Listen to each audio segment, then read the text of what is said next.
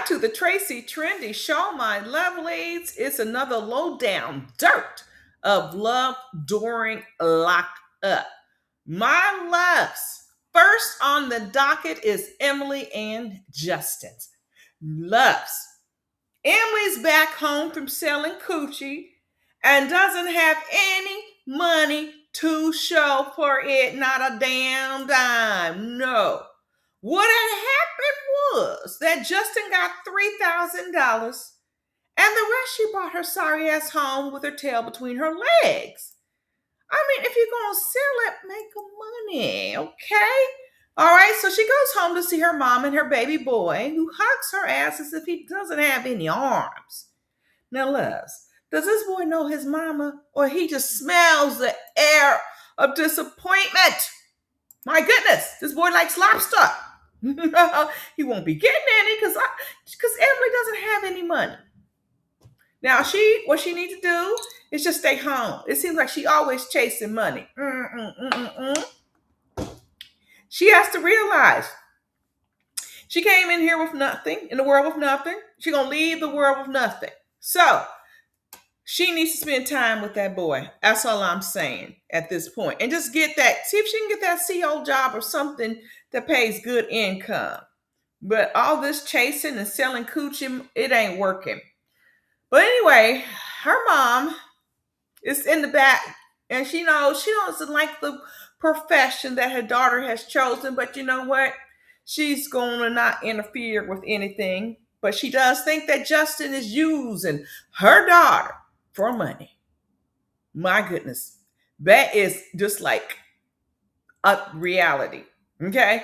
Because he just calling. Every time the phone rings, he's asking for money.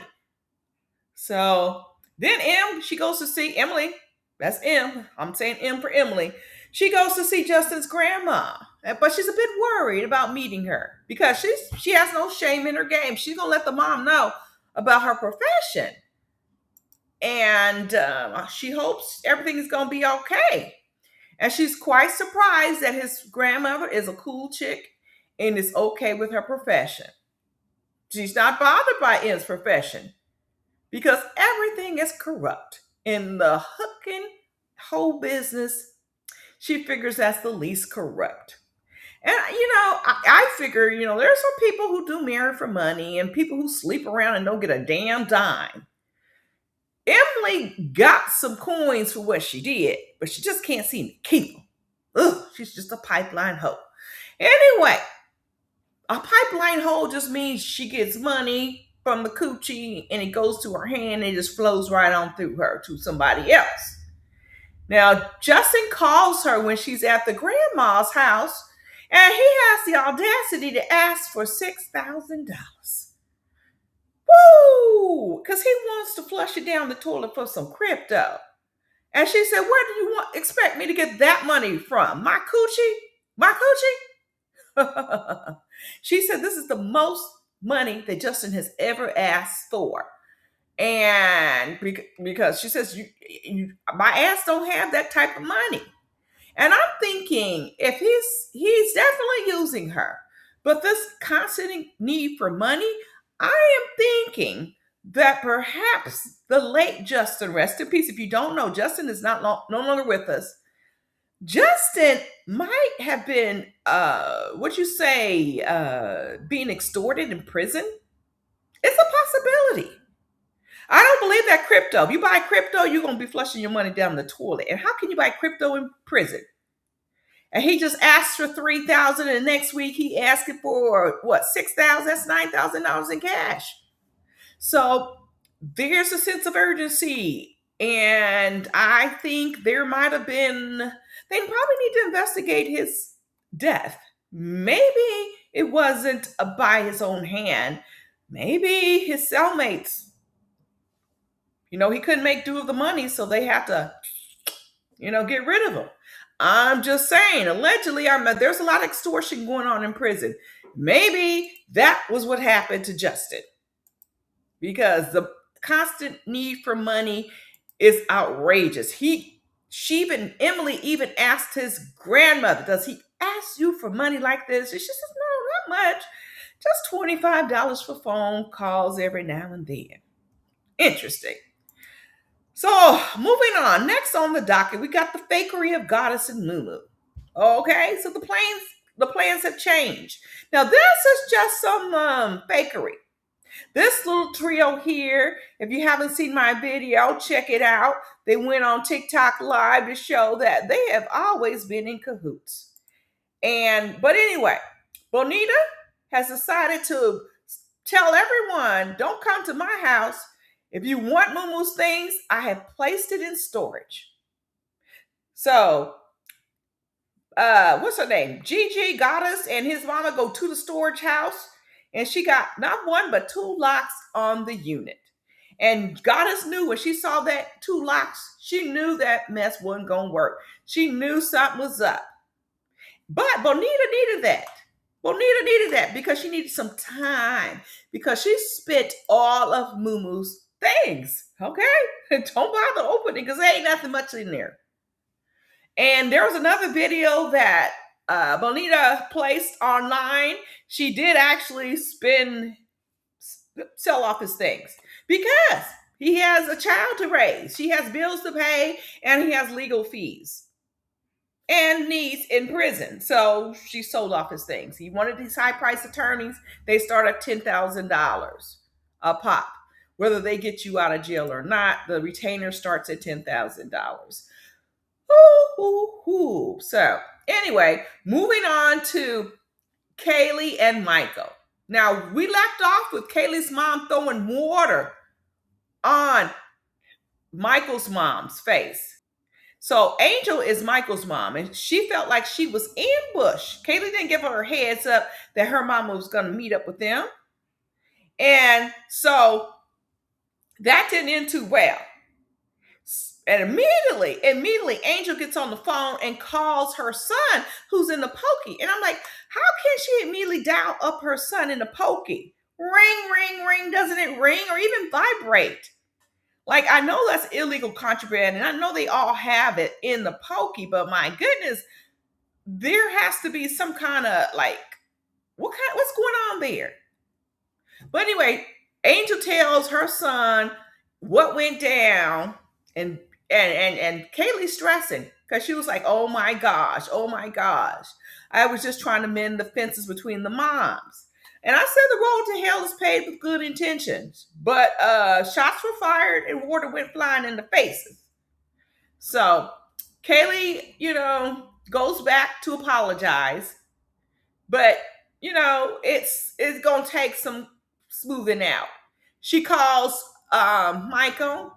He goes off on Kaye and her maxed out credit card. His words, not mine. But she says, you know what? Stop that. Stop it. You need to stop asking for money. She has 5 people to take care of. And she goes on to say, prison, take care of your ass. No one's taking care of me and mine.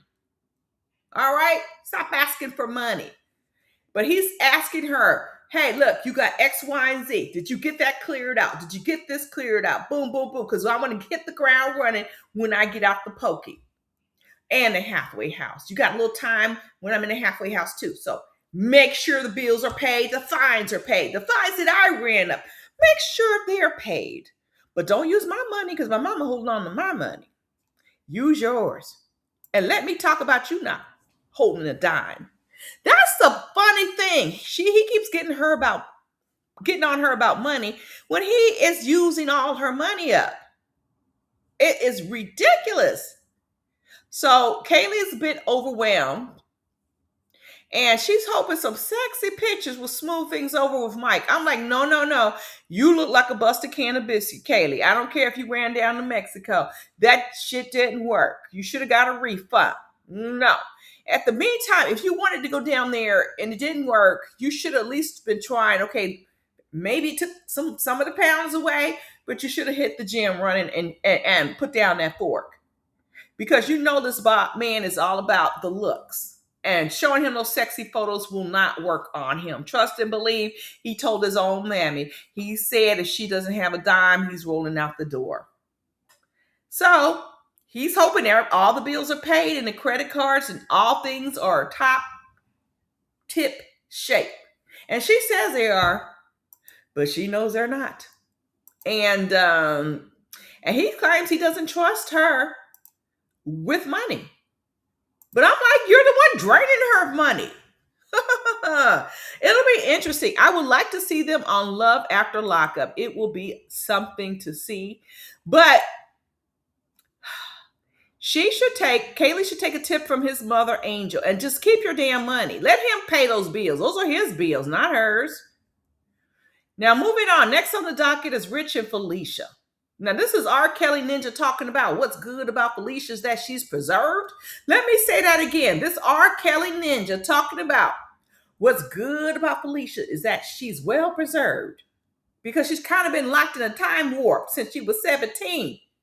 Okay, that's kind of odd from a man who's been screwing since the age of 11. That's so weird.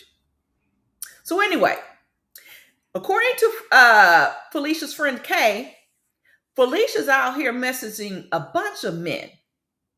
And Rich only thinks his pristine princess is only messaging a few guys. You know, he knows the game. He thinks he knows it all. She's out here just messaging a few men.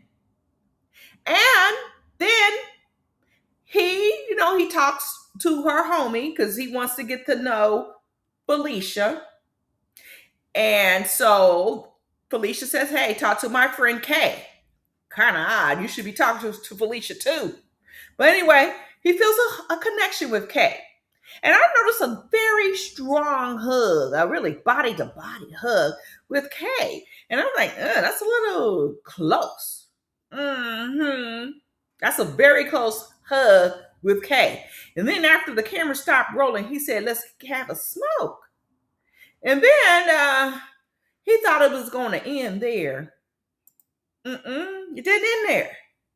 Because Kaye is a real one. And she hooked her homie up. Felicia told her what her man did.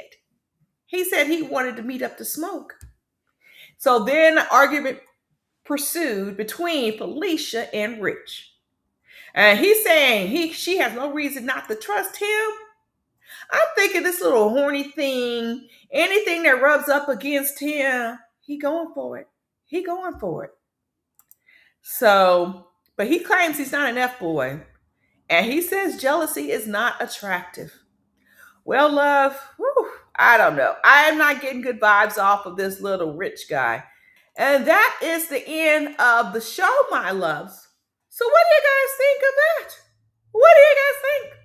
Oh, Rich to me seems like an over-sexualized perv. He does. If he was not a victim, he might have been a perv. Just from the womb. I'm just saying. But he just rubbed up against Kaye and it's like later after this camera stopped rolling, he in his car. He in there texting her, let's smoke. I feel a kinship with you. You're like my sister. Let's have a kinship. Let's smoke. That's what I do. You're like a homie. Ooh, ooh, ooh. And then he gonna flip out when his girlfriend in jail is not liking the situation. And he was saying, if I sent my homie and you were my homie, went off to no. He is up to things. And he's just an oddball. That's all I got to say. Let's just see I'm just tired of the Goo and the Moo, the goddess and the Moo fiasco. Ever since I knew that they were always poly, Mary Pants of Instagram had said that Goddess and Bonita were following each other before the show was even aired. So they knew of each other. So I have no interest in the storyline. I know people like the shenanigans of Bonita. I need my closed captioning. My goodness. And she needs speech therapy. Don't talk about no Baltimore accent. That girl needs some speech therapy. Just saying. But Emily and Justin, oh Lord. Emily, I need you to just she's got her she needs to settle down and slow down a little bit. Just stay home with your son and kind of reset, because the whole business ain't for you. It just ain't. Yes, you can make money from it, but keeping the money is another thing. That's all I'm saying. That's all I'm saying. Okay, love, I'm going to end it here. What do you guys think? Drop a line. Subscribe if you have not subscribed. What's holding you back? You're not getting this commentary anywhere else. As well as hype the video, like, and show your love. And I'm going to catch you all out on the flip side.